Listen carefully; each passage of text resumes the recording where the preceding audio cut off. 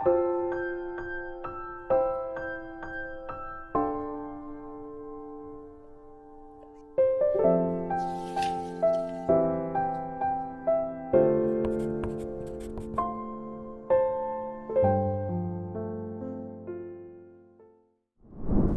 15일) 오늘의 하이라이트 본문은 사무엘상 27에서 29장입니다. 27장. 다윗이 혼자서 생각하였다. 이제 이러다가 내가 언젠가는 사울의 손에 붙잡혀 죽을 것이다. 살아나는 길은 블레셋 사람의 땅으로 망명하는 것뿐이다. 그러면 사울이 다시 나를 찾으려고 이스라엘의 온 땅을 뒤지다가 포기할 것이며 나는 그의 손에서 벗어나게 될 것이다. 그래서 다윗은 일어나서 자기를 따르는 부하 600명을 거느리고 가드왕 마옥의 아들 아기스에게로 넘어갔다. 그리하여 다윗은 가드에 있는 아기스에게로 가서 거처를 정하였다. 다윗과 그의 부하들은 저마다 가족을 거느리고 살았는데 다윗이 거느린 두 아내는 이스르엘 여인 아히노암과 나발의 아내였던 갈멜 여인 아비가일이었다. 다윗이 가드로 도망갔다는 소식이 사울에게 전하여지니 그가 다시는 다윗을 찾지 않았다. 다윗이 아기스에게 간청하였다. 임금님이 나를 좋게 보신다면 지방 성읍들 가운데서 하나를 나에게 주셔서 내가 그곳에 정착할 수 있도록 해주시기를 바랍니다. 이 종이 어떻게 감히 임금님과 함께 임금님이 계시는 도성에 살 수 있겠습니까? 그러자 아기스는 그날 당장 시글락을 다윗에게 주었다. 그래서 시글락이 이날까지 유다 왕들의 소유가 되었다. 다윗이 블레셋 사람의 지역에서 거주한 기간은 1년 넉 달이었다. 바로 그 기간에 다윗은 부하들을 거느리고 다니면서 그술 사람과 기르스 사람과 아말렉 사람을 습격하곤 하였다. 그 사람들은 오래전부터 수르 강야와 이집트 국경선에 이르는 전 지역에 살고 있었다.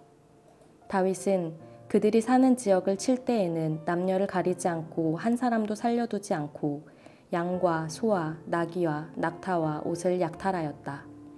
약탈물을 가지고 아기스에게로 돌아가면 아기스는 을에 그대들이 오늘은 어디를 습격하였소 하고 묻고 그럴 때마다 다윗은 유다의 남쪽 지역을 털었다느니 여라무엘 족속의 남쪽 지역을 털었다느니 또는 겐 족속의 남쪽 지역을 털었다느니 하는 식으로 대답을 하곤 하였다. 다윗이 남녀를 가리지 않고 죽이고 가드로 데려가지 않은 것은 그들이 다윗의 정체를 알아 다윗이 그런 일을 하였다고 폭로할까 두려웠기 때문이다. 다윗은 블레셋 사람의 지역에 거주하는 동안 언제나 이런 식으로 처신하였다. 아기스는 다윗의 말만 믿고서 다윗이 자기 백성 이스라엘에게서 그토록 미움받을 짓을 하였으니 그가 영영 자기의 종이 될 것이라고 생각하였다. 28장. 그럴 즈음에 블레셋 사람이 이스라엘에 쳐들어가려고 모든 부대를 집결시켰다. 그러자 아기스가 다윗에게 말하였다. 귀관이 나와 함께 출정하여야 한다는 것을 알고 있을 줄 아오. 귀관은 부하들을 거느리고 직접 출정하시오. 다윗이 아기스에게 대답하였다. 그렇게 하겠습니다. 이 종이 무엇을 할 수 있는지 임금님이 아시게 될 것입니다. 아기스가 다윗에게 말하였다. 좋소. 귀관을 나의 종신 경호대장으로 삼겠소. 사무엘이 이미 죽어서 온 이스라엘 백성이 그의 죽음을 슬퍼하며 그를 그의 고향 라마에 장사 지낸 뒤였다. 그리고 사울이 나라 안에서 무당과 박수를 모조리 쫓아낸 때였다. 바로 그때에 블레셋 군대가 모여서 수넴에 진을 쳤다. 사울도 온 이스라엘 군을 집결시켜 길보아 산에 진을 쳤다. 사울은 블레셋 군의 진을 보고 두려워서 마음이 몹시 떨렸다. 사울이 주님께 물었으나 주님께서는 그에게 꿈으로도 우림으로도 예언자로도 대답하여 주지 않으셨다. 그래서 사울은 자기의 신하들에게 명령하였다. 망령을 불러올리는 여자 무당을 한 사람 찾아보아라. 내가 그 여인을 찾아가서 물어보겠다. 사울의 신하들이 그에게 말하였다. 엔돌에 망령을 불러올리는 무당이 한 사람 있습니다.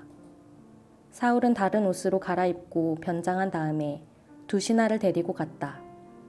밤에 그들이 그 여인에게 이르렀는데 사울이 그에게 말하였다.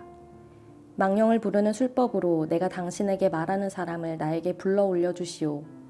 그러나 그 여인이 그에게 대답하였다. 이것 보시오. 사울이 이 나라에서 무당과 박수를 모조리 잡아 죽인 것은 당신도 잘 아시지 않습니까? 그런데 왜 당신은 나의 목에 올가미를 씌워 나를 죽이려고 하십니까? 사울이 주님의 이름을 걸고 그 여인에게 맹세하였다. 주님께서 확실히 살아계심을 걸고 맹세하지만 당신이 이 일로는 아무런 벌도 받지 않을 것이요. 그 여인이 물었다. 내가 당신에게 누구를 불러 올릴까요? 사울이 대답하였다. 나에게 사무엘을 불러 올리시오. 그 여인은 사무엘이 올라온 것을 보고 놀라서 큰 소리를 질렀다. 그런 다음에 그 여인은 사울에게 항의하였다. 사울 임금님이 몸소 오셨으면서도 왜 저를 속이셨습니까? 왕이 그 여인에게 말하였다. 무서워하지 말아라. 내가 무엇을 보고 있느냐? 여인이 사울에게 대답하였다. 땅속에서 영이 올라온 것을 보고 있습니다. 사울이 그 여인에게 물었다. 그 모습이 어떠하냐? 여인이 대답하였다. 한 노인이 올라오는데 겉옷을 걸치고 있습니다. 사울은 그가 사무엘인 것을 알아차리고 얼굴이 땅에 닿도록 엎드려 절을 하였다. 사무엘이 사울에게 물었다. 당신이 왜 나를 불러올려 귀찮게 하시오? 사울이 대답하였다. 제가 매우 궁지에 몰려 있습니다. 블레셋 사람이 지금 저를 치고 있는데 하나님이 이미 저에게서 떠나셨고 예언자로도 꿈으로도 더 이상 저에게 응답을 하지 않으십니다. 그래서 제가 무엇을 어떻게 해야 하는지 알고 싶어서 이처럼 어른을 뵙도록 해달라고 부탁하였습니다. 사무엘이 책망하였다. 주님께서는 이미 당신에게서 떠나 당신의 원수가 되셨는데 나에게 더 묻는 이유가 무엇이오? 주님께서는 나를 시켜 전하신 말씀 그대로 당신에게 하셔서 이미 이 나라의 왕위를 당신의 손에서 빼앗아 당신의 가까이에 있는 다윗에게 주셨소. 당신은 주님께 순종하지 아니하고 주님의 분노를 아말렉에게 쏟지 아니하였소. 그렇기 때문에 주님께서 오늘 당신에게 이렇게 하셨소. 주님께서는 이제 당신과 함께 이스라엘도 블레셋 사람의 손에 넘겨주실 터인데 당신은 내일 당신 자식들과 함께 내가 있는 이곳으로 오게 될 것이요. 주님께서는 이스라엘 군대도 블레셋 사람의 손에 넘겨주실 것이요. 그러자 사울은 갑자기 그 자리에 쓰러져 땅바닥에 벌렁 넘어졌다. 사무엘의 말을 듣고서 너무나 두려웠기 때문이다. 게다가 그는 그날 하루 종일 그리고 밤새도록 굶었으므로 힘마저 쭉 빠져 있었다. 그 여인이 사울에게 가까이 와서 그가 아주 기진맥진해 있는 것을 보고 그에게 말하였다. 보십시오. 이 종은 임금님의 분부를 다 따랐습니다. 저는 목숨을 내놓고 임금님이 저에게 명령하신 대로 다 이루어 드렸습니다. 그러므로 이제는 임금님도 이 종의 말씀을 들어주시기 바랍니다. 제가 임금님께 음식을 좀 대접하여 드리겠습니다. 임금님이 길을 더 가시려면 기운을 차리셔야 하니 음식을 드시기 바랍니다. 그러나 사울은 아무것도 먹고 싶지 않다 하고 말하면서 그 여인의 청을 거절하였다. 그러나 사울의 신하들까지 그 여인과 함께 사울에게 권하니 사울이 그들의 말을 듣고 땅바닥에서 일어나 평상에 앉았다. 그 여인에게는 집에서 키운 살찐 송아지가 한 마리 있었는데 서둘러서 그것을 잡고 밀가루를 가져다가 반죽하여 누룩을 넣지 않은 빵을 구워서 사울과 그의 신하들 앞에 차려놓으니 그들은 그 음식을 먹고 일어나서 그 밤에 떠났다. 29장 블레셋 사람은 모든 부대를 아벡에 집결시켰고 이스라엘 사람은 이스라엘에 있는 샘가에 진을 쳤다. 블레셋 사람의 지도자들은 수백 명, 수천 명씩 거느리고 나아갔으며 다윗도 부하를 거느리고 그 행렬의 맨 뒤에서 아기스와 함께 나아갔더니 블레셋 사람의 지휘관들이 항의하였다. 이 히브리 사람들이 무엇 때문에 여기에 와 있습니까? 아기스가 블레셋 사람의 지휘관들에게 말하였다. 귀관들도 알다시피 이 사람은 이스라엘 왕 사울의 종이었던 다윗이요.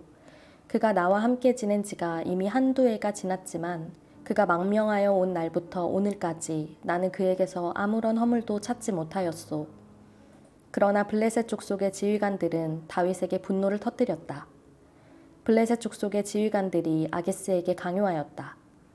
저 사람을 돌려보내십시오. 임금님께서 그에게 지정하여 준 그곳으로 그를 돌려보내시고 우리와 함께 싸움터에 나가지 않도록 하여 주십시오.